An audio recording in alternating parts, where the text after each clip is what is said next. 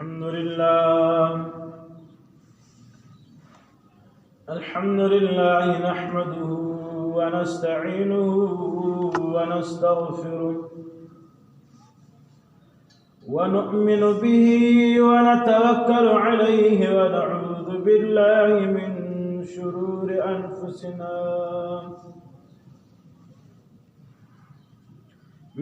شرور أنفسنا ومن سيئات أعمالنا من يهدي الله فلا مضل له ومن يضلل فلا هادي له ونشهد أن لا إله إلا الله وحده لا شريك له ونشهد أن سيدنا وحبيبنا ومولانا محمد أحمد حامد محمود قاسم عاقب فاتح حاشر صلى الله تعالى عليه وآله وصحبه وبارك وسلم عليه. أما بعد فأعوذ بالله من الشيطان الرجيم. بسم الله الرحمن الرحيم. وما أرسلناك إلا رحمة للعالمين. صدق الله خالقنا العلي العظيم. درود الشريف ويسأل اللهم صل على محمد وعلى آل محمد كما صليت على إبراهيم وعلى آل إبراهيم إنك حميد مجيد. اللهم بارك على محمد وعلى آل محمد كما باركت على إبراهيم وعلى آل إبراهيم إنك حميد مجيد. حمد سنادي فاكر دي قالوا سي الله جل جلاله وعم نواله فقرآن عظيم فاكر فرمائي وما أرسلناك إلا رحمة للعالمين. إذ ما حبيب محمد المصطفى سرور الكائنات صلى الله عليه وصحبه وسلم تخما رسول لجلي مگر نه رحمة للعالمين دغدغ رحمة تمام عالم ده.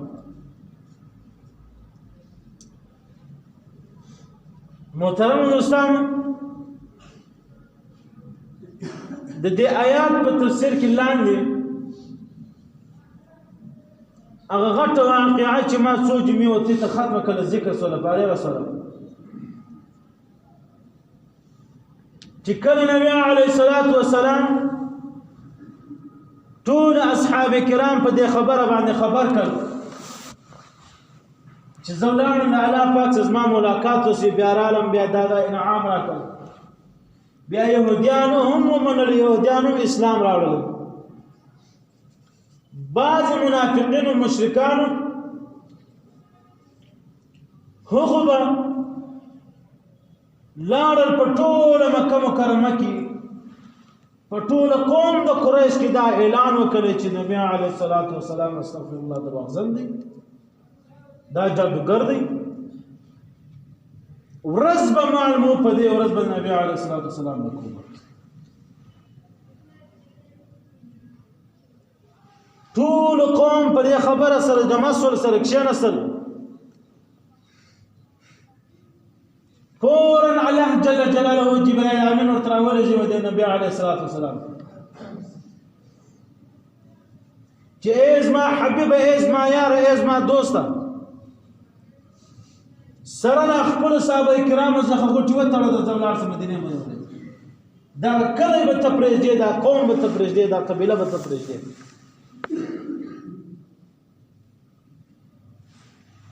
نبی علیه الصلاة والسلام تیاری کوله په دې وخت کې ټول قوم د قریش سره ټول سول سره جمع کېدل په دغه ورځ باندې بیا جبرائیل امین او نبی علیه الصلاة والسلام تراله چې تا او حضرت ابوبکر صدیق رضی الله تعالی عنہ په خلیفہ کې کېږي نور اصحابه کرام دې ولېږل چې لاړ شي دورې ځایونو سره سم کړي سیستم سره سم کړي ځای آباد. نبیانو علیه الصلاة والسلام حضرت عمر رضی اللہ عنہ، حضرت بلال رضی اللہ عنہ، عبداللہ بن مسعود رضی اللہ عنہ، نور ډېر اصحابه کرام یعنی شپږ بعض روایت کې شپږ دېرش دون اصحابه کرام تیار کړل ویل جلال په ماښام باندې د ابو لهب او د ابو جهل د کفارو د ظالمانو میټینګ وشو، مشوره وسوله چې په ماښام په نبی علیه الصلاة والسلام حمله کوو به. شیطان علیه اللعنه دغه د انسان د سپین ږیرې په شکل کې ورته راغلی، د انسان جوړ شي او بیا سپین ږیری انسان دې مجلس ته راغلی. علما په دا مجلس کښېناست، زه ورته د خیر مشوره درکوم. هغو ټولو اجازت ورکړل کښېنه. شیطان ورته وویل چې نبی علیه الصلاة والسلام یوازې دی، ټول یاران انډیوالان یې تللي دي، د یوازې دی په خپله خونه کې. تاسې ټول نن ماښام حمله ورباندې وکړئ شي. تاسو دغه موقع ته دا موقع کوم لاړه بیا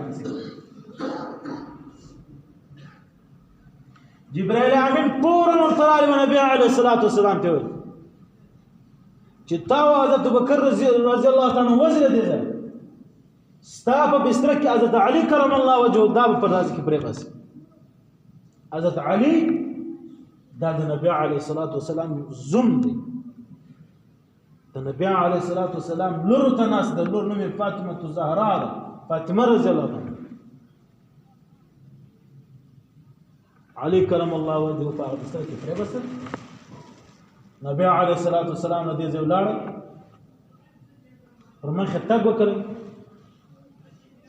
کفارو د ابو جهل او ابو لهب ټوله شاخوا دا قبیله او دا کور یې ونیولې، حمله یې ورباندې وکړه چې ورغل چخکونو ته ورغل. حتی علي کرم الله وجهه په بستره کې پروت آل ځینې وکړه چې نبی علیه الصلاة والسلام چیرې دی ومشت راوشه. حضرت علي رضی الله عنه ورته وویل چې ماته معلومه نه ده نبی علیه الصلاة والسلام پر کومې خوا تللی دی. بیرته سر پریشان او سره مجلس یې مات شو، سر رفاق شو. نبی علیه الصلاة والسلام چې په لاره کې روان ولې نو حضرت ابوبکر صدیق رضی الله عنه ته وویل چې دا غار سور الله هم جل جلاله تمام عالم اسلام مسلمانانو د خپل د کعبې شریف دیدار نصیب کړي. د کعبې شریف مخامخ یو غار د غار سور ته وایي په غره کې دی. نبی علیه الصلاة والسلام او ابوبکر رضی الله عنه ته وویل چې درځه دا غار لږ په دې غار کې به شپه تېره کړو،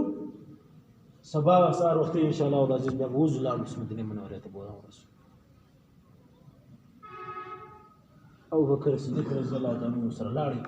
اول لارې و نبی علیه الصلاة والسلام ته وویل چې یا رسول الله اول به دې غار ته زه ننوځم، ته به نه ننوځې.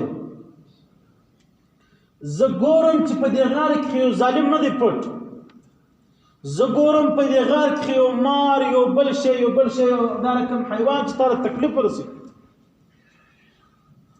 نبی علیه الصلاة والسلام ابوبکر ته نو چې ټوله وکتل او ورته یو شی نسته راسه یا رسول الله.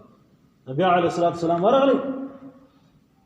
حضرت ابوبکر رضی الله عنه د ځان هغه په ټول کمیس دا یې راواخیستله ټوکرې کړی.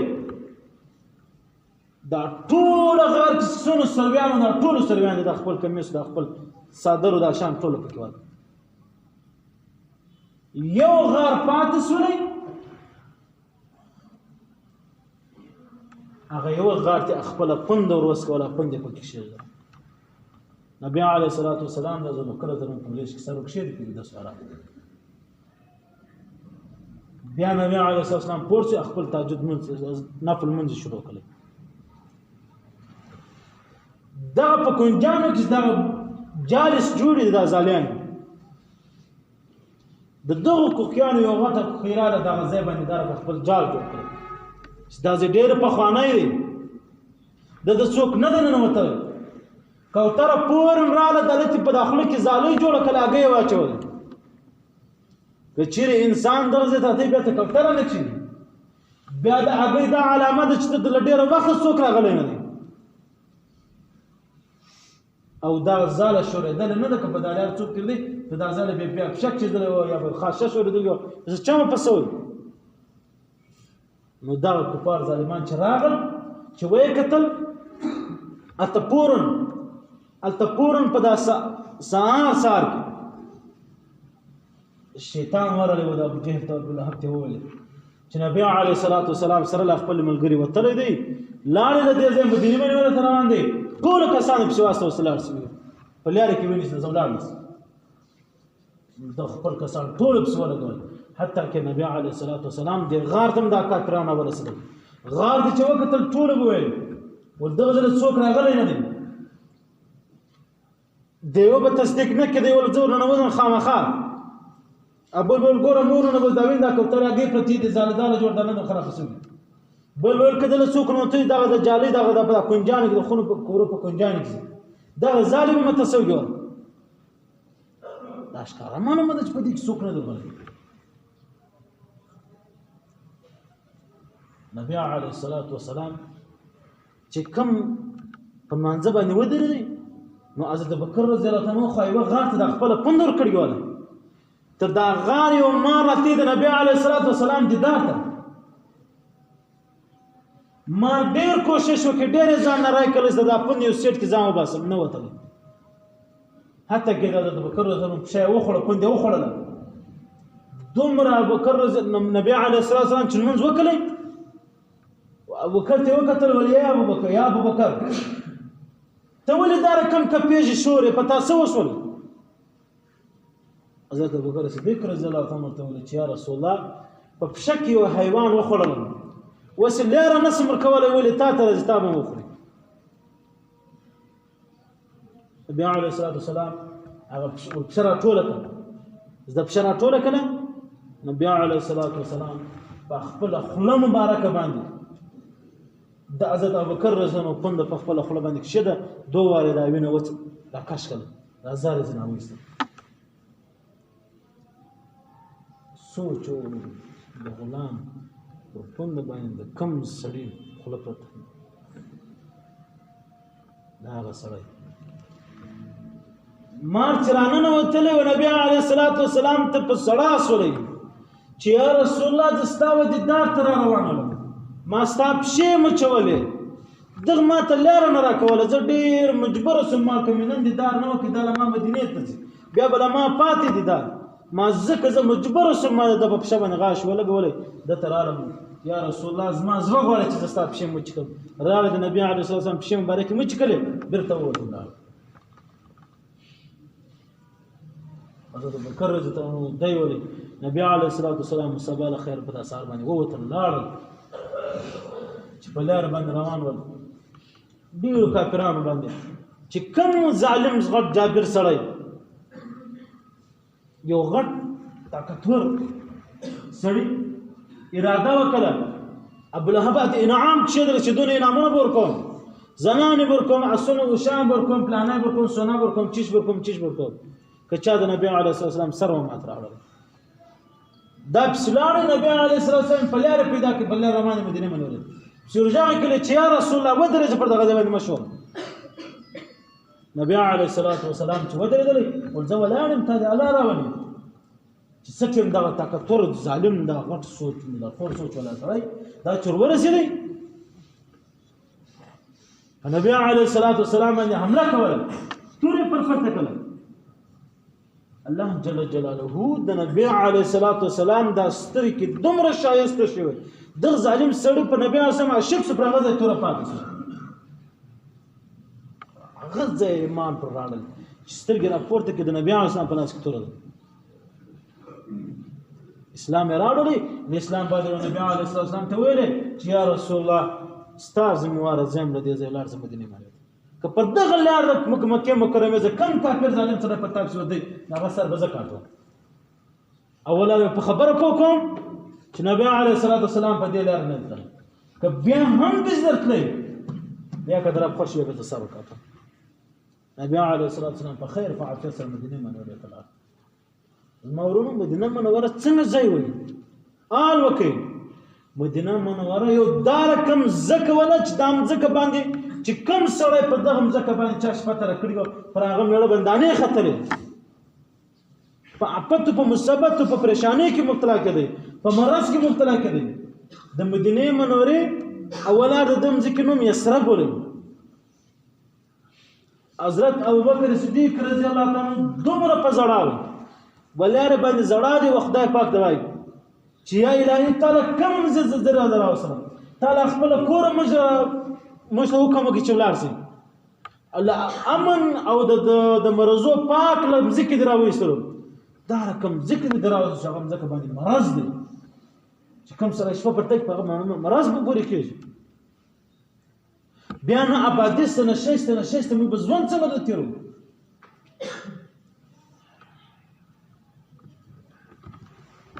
چې انسان صفای پاکي په انسان کې بدعت او کین بغض نفرت نه وي تر هغه د نظر هر سړی شي ښکاره کېږي. نبی علیه الصلاة والسلام صفا او شفا وي. ستیم دې ځکه ته قدم نه خلاص وي الله پاک د دام ځکه شفا ورزړي. تر نن پورې مدینه منوره هوا د یو قسم اوس په موږ لولي شیخان بزرګان دي عالمان دا د مدینه منورې او په مکه مکرمه کې په لوڅ پښو ګرځي. لوجه دې نه زده چې پلي کې نسته لوجه دې نه چې خلک ما ته وایي چې دا خصوصي چې استنبلان سره لوجه دې چې په دې مځکه باندې نبی علیه الصلاة والسلام تک کړی داسې نه وي چې زما دا مرداره چپلکه د نبي علیه السلام په قدم باندې کښېږدي. محترمو دوستانو مدینه منوره کې نبی علیه الصلاة والسلام آباد سره مقیم سره نن دا د نبی نن هغه مدینه منوره څومره آباد ده مکه مکرمه څومره آباد ده اهل امت د نبی علیه الصلاة والسلام الحمدلله څومره آباد دي. محترمو دوستانو دغه واقعې ډېرې دي دا ډېره غټه اوږده واقعه ده وخت کم دی وخت پردی درسره دومره درته وایم د لمانځه خیال ساتئ. په لمانځه کې بیا خاص کر د دغه شي خیال ساتئ چې امام په جمع باندې ولاړ وي ملا د شاله خوا یو لفظ مه پسې وایسته ملا تلاوت کوي تم تلاوت ورسره کوي مه یې ورسره خالي الله اکبر سبحان الله العظیم سبحان الله الاعلى ربنا ولك الحمد دا الفاظ وایه التحیات وایه اته امام شروع الحمدلله شستا واس چې تم سره شروع دا مکو دا نبی علیه الصلاة والسلام منع کړی ده. د اذان په وخت کې غږېدا منع ده. د خطبې په مابینځ کې سنت څه کې د قرآن مجید تلاوت دا منع ده. چې قرآن مجید تلاوت اخلاص وي خطبه در باندې شروع سره که د عیدګاه وي که د جمعې وي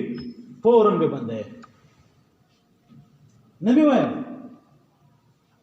دا خو علماو ته عجم یو پښتانه یو یعنی زبه هم بلده د عرب نه یو چې په دې خطبه باندې پوهېږو.